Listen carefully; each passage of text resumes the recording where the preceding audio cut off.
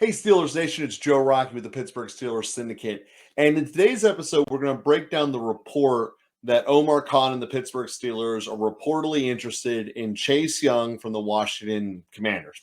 So, first, we're going to start by talking about what Chase Young is, what he brings to the table in actuality compared to potential, what this means for the Steelers, what we might have to give if that's the direction that we do go.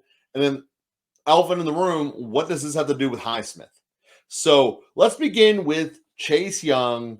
Who is he? What is he? Obviously, super high draft pick, coming out with so much hype that he was going to be the next Myles Garrett. And reality did not come to pass. The guy has been injured a lot. Now, one thing that the Pittsburgh Steelers have shown this offseason is that injury history, particularly recent injury history, is not a concern. Hedberg was injured. Both the middle linebackers were injured. So the Steelers are not worried about bringing in injured players that missed time last year.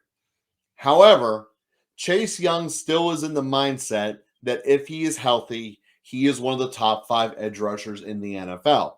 And as I broke down in the episode about why I argue that Dan Moore should be the opening day starter, Pro Football Focus has given us 5 of the best edge rushers in their own rankings. They are Garrett, Parsons, Watt, Bosa, and Max Crosby. Chase Young has never approached that level at all. And when we look at what he is projected to do, yeah, his body type looks like he could be a slightly smaller version of Myles Garrett, which makes him bigger than the majority of that list. But is it worth going after a player who historically does not finish seasons and or games? Well, the NFL, that's a very hard thing to project, and the Steelers have not shied away from going after players who they believe are stars that will be able to produce. Remember, Le'Veon effectively quit on us in a playoff game due to an injury, and they still wanted to give him a contract not once but twice. So the Steelers do not have a problem going after talent that they think is massive. Now, the problem is we got this little thing called the salary cap in the NFL. And yes, there's lots of maneuvering that can be going around to pinch enough money to fit Young into this roster this year. But we're left with 2 greater problems. First being, we have Young and Highsmith are going to be at the point of long-term problems if we don't sign them. Not long-term problems in that they're going to become locker room cancer, but if you're building a roster for longevity dynasty mode, one of the 2 of them has to be signed for a long term. And as a core concept in NFL history, especially recent history in the last 10 years, every single time a team has done a trade to sign, it has been a failure for that organization. Meaning that we trade draft picks to go bring someone in, and then we give them a massive contract. The most correlation one this would be to would be like Khalil Mack going out west. And we saw, did the Raiders ever really get anything out of that? No. Khalil Mack had 1 good year and then a contract that prevented the team from being competitive, not to mention the draft resources that held the team back from doing it. And one of the things that I remember with the Pittsburgh Steelers, as my entire life, with the exception of 1 year, they've had a first-round pick.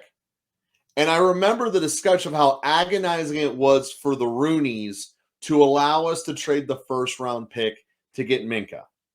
And I had to tell you first and foremost, without exception, Chase Young has no potential left on this planet to touch Minka at all.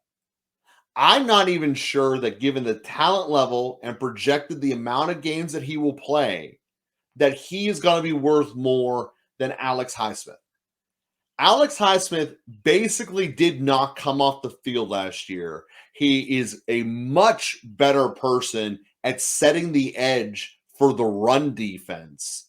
And in terms of pass rush, he had a pressure rate of 13% last year, which is above players that we think are like, whoa, they're way better pass rushers than him.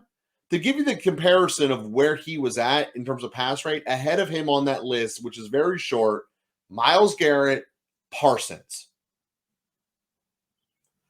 That's the level that Highsmith was getting to. So Chase Young to the Steelers ultimately comes down to a question of who do we want long-term and who do we want now? Because they become blended in the exact same equation.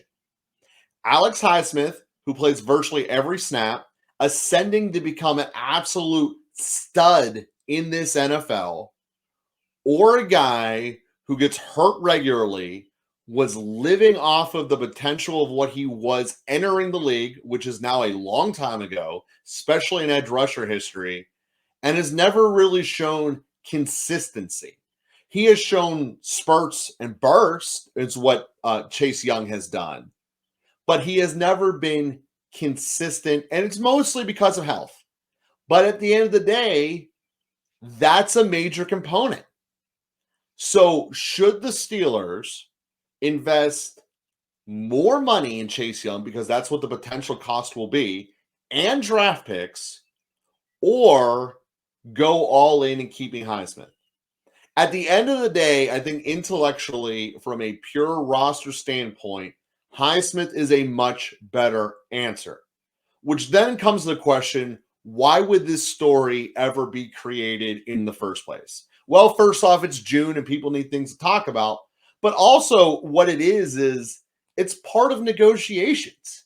It's, Highsmith, we're not paying you TJ money. We like what you could be and we want what you're going to be, but we're not paying you that type of level. We'd rather roll the dice and trade someone outside the organization and bring them in, which, oh, by the way, if we do that and we don't do an extension right now, your free agency value basically gets cut in half. Because Highsmith, part of this assumption is that if Chase Young comes here, is Highsmith then goes a tick down the depth chart. So if Highsmith does not play, his value on free agency falls through the floor. And if you are the agent in this situation representing Highsmith, you have to address that threat as a real life economic concern for your client. Because if the Steelers do go that direction, I am responsible now for my client losing his value in half, and that's a mind-numbing proposition. This ultimately, at the end of the day, I believe is a story that the Steelers have made to create leverage against Alex Highsmith. I'm not 100% sure that Highsmith is a worse player than Chase Young, but I am sure that this is a leverage play, because as you're building dynasties moving forward, not every single person can be the highest paid player at his position, which TJ is. So Highsmith trying to approach that realm puts you into cap problems as the offense starts to come up and get its contracts.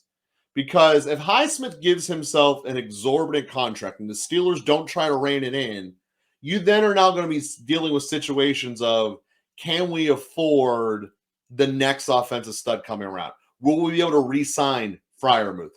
We know we're going to have to pay Kenny, at least that's the belief. And you have to plan these things in. And you have to start planning them in advance. And there's a lot of people saying, oh, Kenny's fifth-year option. We don't need to worry about that for another 4 years. True. With one major caveat.